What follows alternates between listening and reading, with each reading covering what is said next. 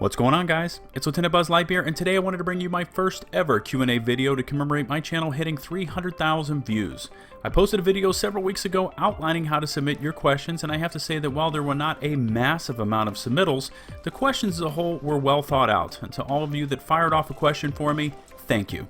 As promised, at the end of the video, I will scientifically choose a winner for this video and reveal your prize. So make sure to watch the entire video to see if you've won. So, without further delay, here is the first question. This comes to us from Greenlager, and it states, first off, just want you to know I appreciate your time and effort with your videos. I've noticed in some of your newer vids a switch to PC gaming from console. Would like to know how the transition has been going and if there is a preference. Well, kind sir, I appreciate your praise towards my content, and I've got to say the transition from console to PC has been progressing well, but I still need lots of practice. I'm so used to sticks as I have been playing console since the original PlayStation was introduced, and it just feels natural to me. I know I can use my PlayStation controller to play PC games, and I probably will for certain titles in the future, but I have been really concentrating on honing my skills with mouse and keyboard. Battlefield on PC is truly epic, especially on my monster gaming rig on full ultra settings, and it is just light years ahead of console gaming as far as graphics and stability. I really like the ability to keybind mouse functions and customize the mouse and keyboard to settings that fit your playstyle or mouse grip. But I still fumble around with movements and switching weapons and gadgets, and it can get frustrating for me. But overall, the transition has been amazing, and I look forward to seeing the limits for my PC as I continually try to max it out and find its breaking point. Next question is from Michael Falkenberg, and he asks, if you were a developer at Ubisoft, what would you add or change in the division that you're currently unhappy with? Wow, this could turn into a rant of epic proportions about the division and what it could have been, but I will try to keep it civil. The division lacks plot, immersion, and diversity, and really takes the replay value away from what could have been a truly epic game. The campaign mode is predictable and shallow. Basically, all of this cool stuff has happened in Manhattan involving a killer virus that has been set loose and killed off a large portion of the population, and then we arrive and have to clean up the mess. We never get to see the effects of the virus or have to manage being infected ourselves. We simply see all of the body bags littering the roads and get to take on hordes of baddies, all while trying to scoop up better loot. It really reminds me of the Destiny model. All of this epic shit has gone down, but that has all happened before you arrive. Now that you're here, just shut up and start mindlessly killing the endless respawn of poorly programmed hordes. The guns don't show any differences between the different models. There is absolutely no difference between the enhanced tactical classical models, and it just comes down to the RNG system rewarding you with a god roll for talents and perks. Where is the plot development? Why did they keep changing the meta on how we deal or take incoming damage in the DZ?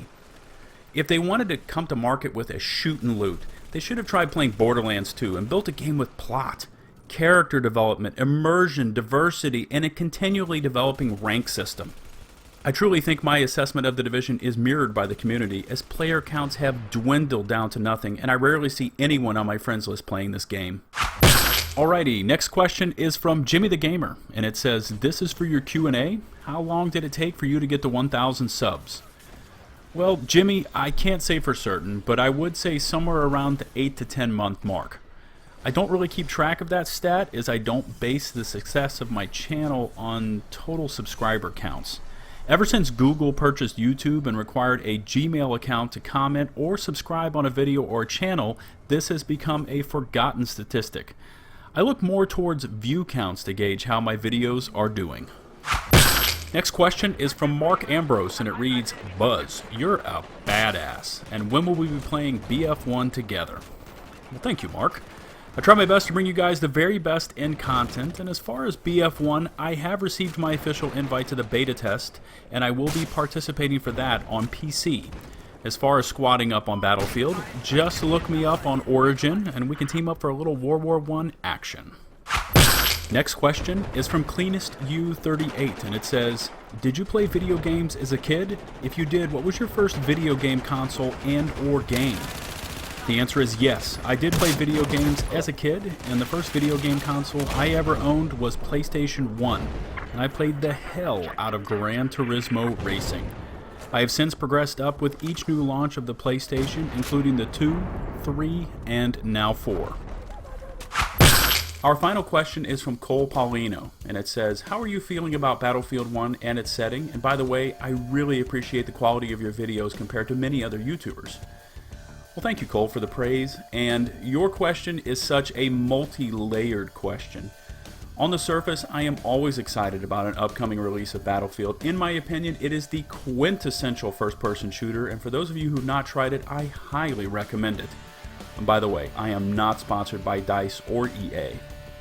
I think the World War I setting has lots of potential, and we have been seeing plenty of alpha footage being posted by the likes of Jack Frags, X Factor, Matemio, and Level Cap, showing the potential the setting has and the immersion that is Battlefield. Levolution is completely badass, and DICE differentiates Battlefield with the World War I setting, while COD has gone in a completely different direction and has evolved into space combat. Now this is on the surface, and I could go on about the pros and cons of Battlefield for an entire video series, but for the sake of time I will just highlight my main concern about Battlefield in general. The last 2 releases of Battlefield, BF4 and Hardline, were extremely shaky, and BF4 was almost unplayable on console and consistently crashed on PC for quite a while.